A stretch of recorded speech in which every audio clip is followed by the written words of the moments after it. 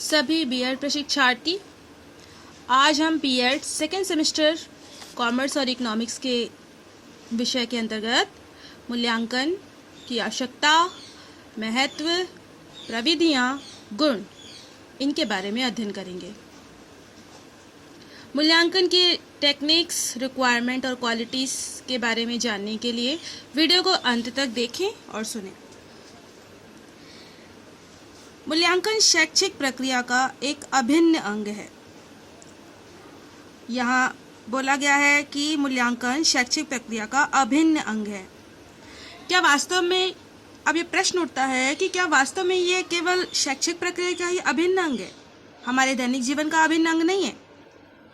इसे हम एक उदाहरण द्वारा समझ सकते हैं कि जिस प्रकार डॉक्टर अपनी दवा की उपयोगिता का मूल्यांकन रोगी में होने वाले परिवर्तन के अनुसार करता है, उसी प्रकार शिक्षक अपने बालकों के व्यवहार में परिवर्तनों का मूल्यांकन विभिन्न प्रविधियों द्वारा करता है।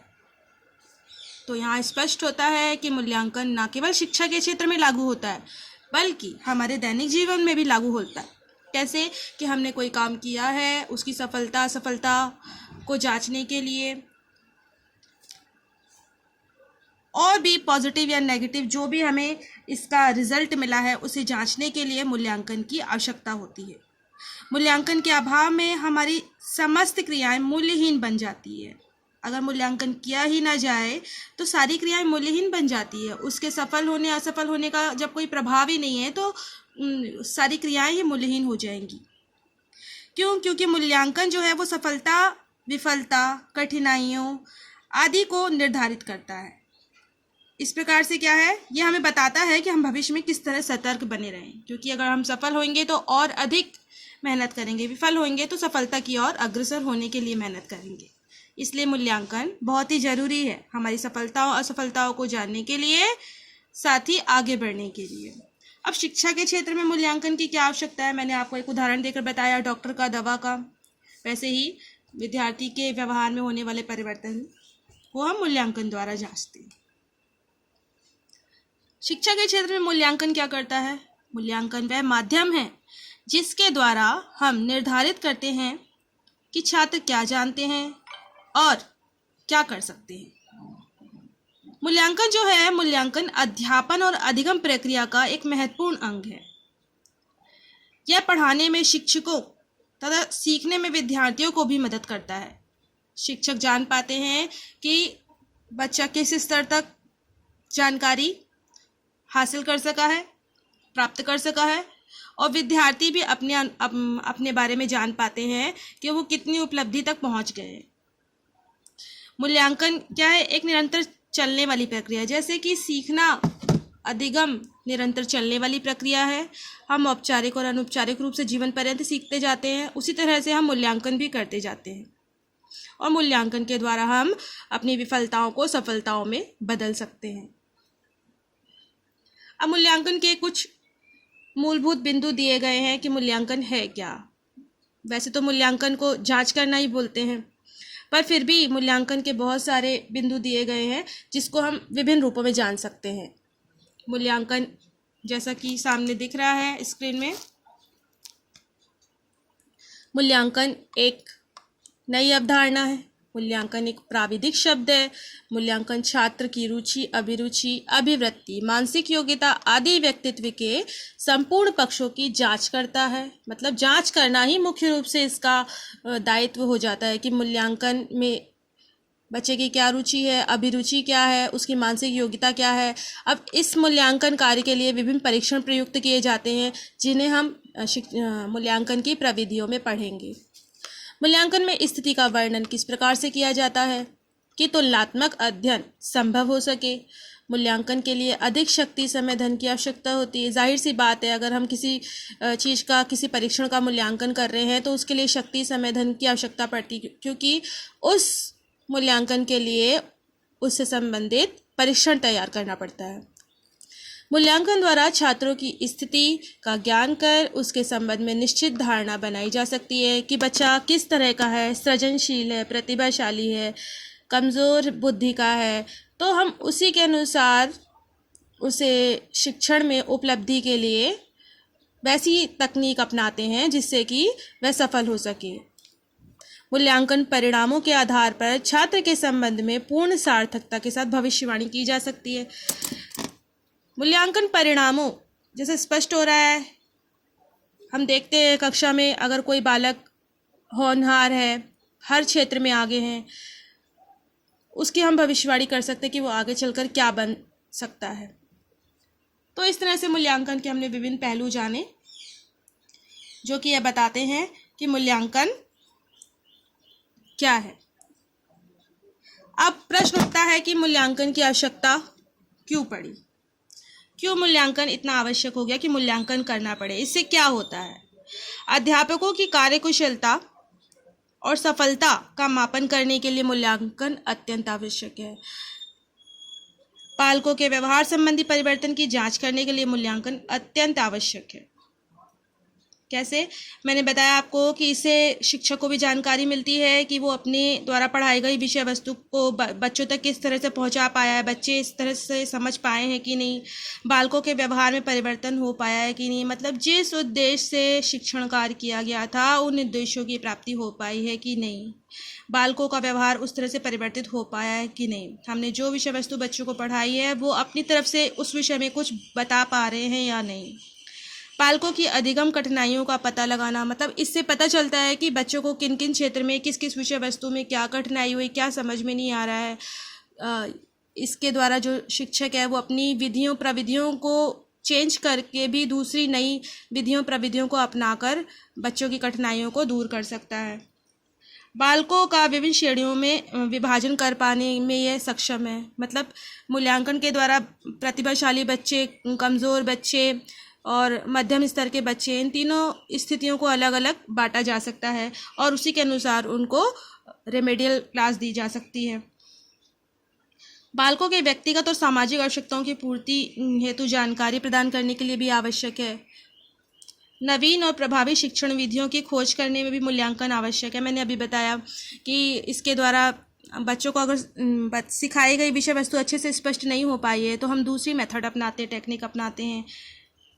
बालकों को उत्तम ढंग से सीखने के लिए प्रोत्साहित करने के लिए भी मूल्यांकन अत्यंत आवश्यक है। मतलब इतनी सारी क्वालिटी होने के कारण मूल्यांकन का महत्व और अधिक बढ़ जाता है। ठीक है, तो आगे का जो मुख्य बिंदु है उसमें हम मूल्यांकन की प्रविधियां पढ़ेंगे।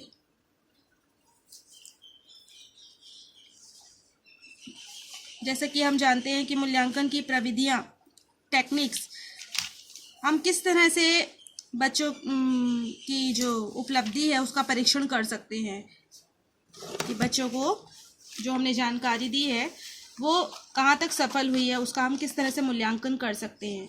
तो इसे ही हम क्या कहते हैं, मूल्यांकन की प्रविधि। मतलब मूल्यांकन प्रविधि का अभिप्राय उस रीति से है जिसके द्वारा हम स्टूडेंट्स के जो नॉलेज है, उनका जो ज्ञान है, व्यवहार है, उनमें जो परिवर्तन हुए हैं उसकी जानकारी को एकत्रित करने के लिए, जानने के लिए हम मूल्यांकन का प्रयोग करते हैं।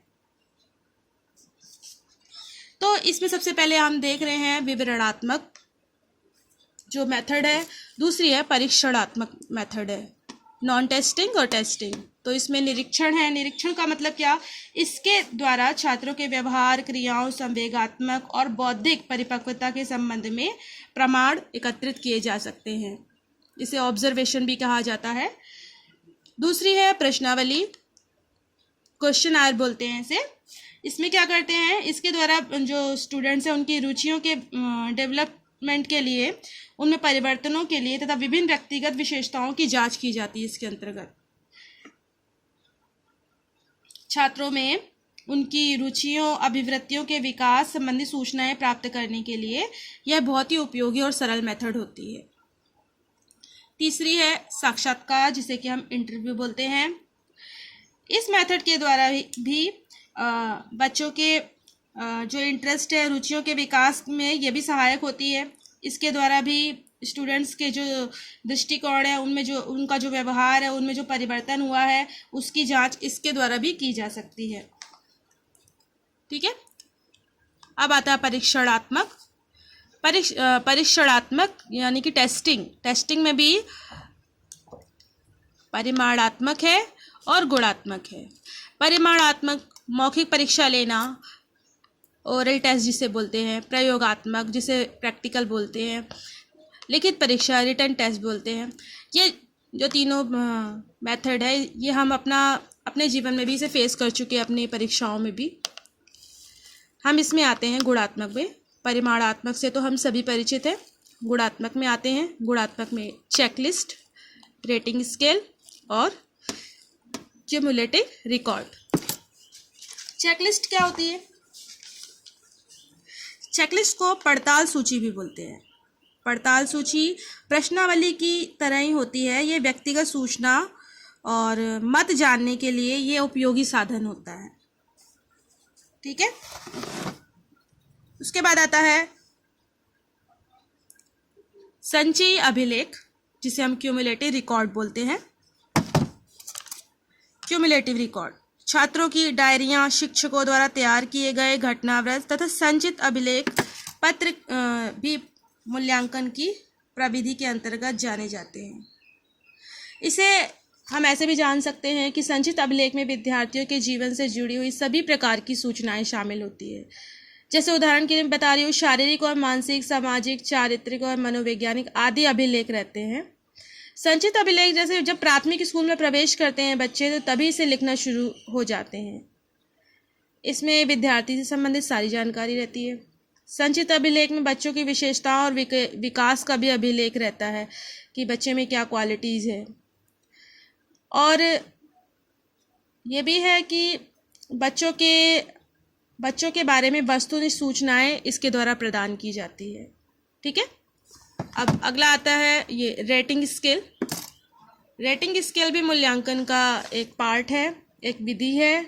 इस विधि में किसी व्यक्ति के व्यवहार और विशिष्ट गुणों का मूल्यांकन उसके संपर्क में आने वाले व्यक्तियों से उनके विचार लेकर किया जाता है। मतलब कि किसी व्यक्ति के बारे में उसके साथियों से पूछताछ करके पता लगाया जा सकता है कि उसका व्यवहार कैसा है, और अगर ऐसा है तो क्यों है। इसे हम रेटिंग स्केल भी बोलते हैं। और शिक्षण मनोविज्ञान का ये एक महत्वपूर्ण विधि है। इसके द्वारा मनोवैज्ञानिक तौर पर किसी के व्यवहार को जाना जा सकता है कि वो ऐसा है तो क्यों है। इसके बारे में और भी मैं बात बताना चाहती हूँ कि ये कैसी मापनी है, इसके द्वारा हम व्यक्तित्व के शील गुणों के बारे में निर्णय कर सकते हैं। अब हम सब जानते हैं कि हर व्यक्ति में कुछ ना कुछ शील गुण होते हैं जो कभी परिवर्तित नहीं होते, जो कि उस व्यक्ति को हट कर शामिल करते हैं कि हर व्यक्ति में कोई ना कोई शील गुण होता है जो अपरिवर्तित होता है ना। इसे ही मापा जाता है इसके द्वारा कि इस मापनी में कुछ संख्यात्मक श्रेणियां होती हैं, जैसे कि +3, +2, +1, 0, -1, -2, -3, इस तरह से संख्यात्मक रूप में बनी होती है। और इसकी खास बात यह भी है कि परीक्षक व्यक्तियों के शील गुण के बारे में निर्णय कर अपनी प्रतिक्रिया इन श्रेणियों के माध्यम से व्यक्त करता है, जो भी परीक्षण कर रहा है। और फिर क्या होता है, फिर बाद में इन निर्णयों का सांख्यिकीय विश्लेषण कर व्यक्तित्व के बारे में एक निश्चित निष्कर्ष निकाला जाता है कि आखिर ये है ऐसा है क्यों। इसके बारे में मैं और भी एक बात बताऊं कि ये गिलफोर्ड जो है मनोवैज्ञानिक, गिलफोर्ड ने 1959 में और फ्रीमैन ने 1962 में रेटिंग का निर्माण किया था।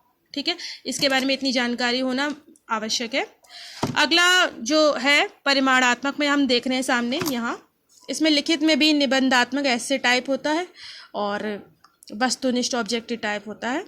और वस्तुनिष्ठ में भी स्टैंडर्ड होता है, प्रमापीकृत और अध्यापक निर्मित होता है। तो इस तरह से ये जो मूल्यांकन की प्रविधियां हैं इसको हम समझ सकते हैं। अच्छा, इसमें एक और तकनीक है जिसको परीक्षा प्रविधि बोला जाता है। परीक्षा प्रविधि आपको सामने दिखाई दे रहा है स्क्रीन में।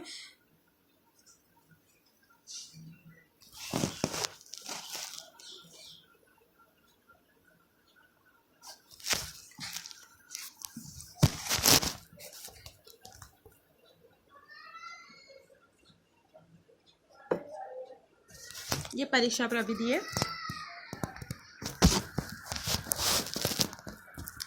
ये फ्लो चार्ट आप अपनी कॉपी में नोट कर लेंगे। इसमें आप सामने देख रहे हैं लिखित परीक्षण, मौखिक परीक्षण और निरीक्षण। Written test, oral, observation. अब इसमें भी 3 टाइप्स है, ऐसे type test, short answer type test, observation objective type test. फिर इसमें भी रिकॉग्निशन टाइप्स है, अभी ज्ञान रूप में है, फिर प्रत्यय स्मरण है, रिकॉल टाइप। फिर इसमें भी 4 टाइप्स दिए गए हैं, सत्य सत्य के रूप में, बहुविकल्प के रूप में, तुलनात्मक में, फिर वर्गीकरण में, फिर सरल प्रत्यय स्मरण में, फिर रिक्त स्थान में।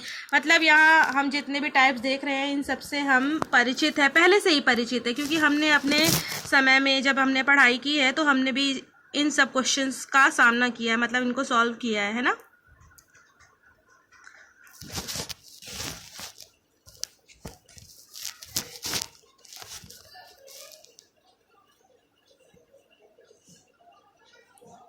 आगे हम चलते हैं, हमने जो परीक्षण बताया और उसमें क्या क्या क्वालिटी है हम इसके बारे में पढ़ेंगे।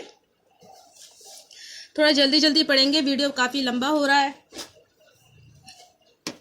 आप ज़रा ध्यान से सुनेंगे। जो भी हमने मूल्यांकन की प्रविधियां बनाई है उन प्रविधियों में क्या क्या क्वालिटी होनी चाहिए, तो ये क्वालिटीज़ दी गई है, विश्वसनीयता, वैधता, वस्तुनिष्ठता। इस तरह से क्या होता है विश्वसनीयता, जिस समय एक परीक्षण किसी छात्र की योग्यताओं का मापन विभिन्न समय में करने पर समान परिणाम दे।